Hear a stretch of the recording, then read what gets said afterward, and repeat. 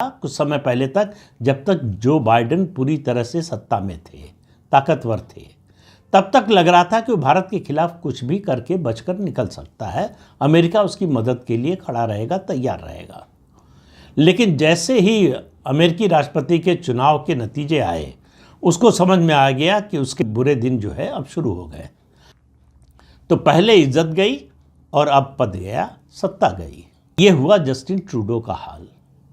तो ये तो जो दो विदेशी ताकतें हैं जो खिलाफ थी भारत के, उनका ये हश्र हुआ है। तीसरा नंबर मुझे लगता है भारत की, अगर आप सुरक्षा की दृष्टि से, एकता अखंडता की दृष्टि से देखें, तो तीसरा नंबर आना चाहिए मोहम्मद यूनुस, जो कहने को तकनीकी रूप से तो सलाहकार हैं बांग्लादेश सरकार के, लेकिन दरअसल वो प्रधानमंत्री के रूप में काम कर रहे हैं।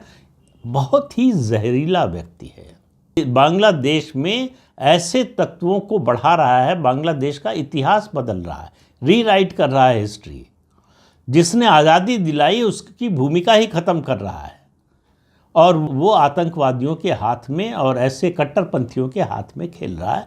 दरअसल उन्हीं के लिए लाया गया था, उन्हीं के लिए उसको सत्ता में बिठाया गया था, तो वही खेल कर रहा है। तो वो लगातार कोशिश में है कि किसी तरह से 20 जनवरी से पहले जितना नुकसान भारत को पहुंचा सकते हो और बांग्लादेश में हिंदुओं को पहुंचा सकते हो, उतना पहुंचा लें। तो मुझे लगता है कि शायद 20 जनवरी के बाद इसका नंबर आना चाहिए। आएगा कि नहीं? आएगा ज़रूर। 20 जनवरी के तुरंत बाद आएगा और समय लगेगा, ये पता नहीं। लेकिन सबसे ज़्यादा खतरा है, देखिए, बाहर के दुश्मन को तो आप पहचानते हैं कि दुश्मन है।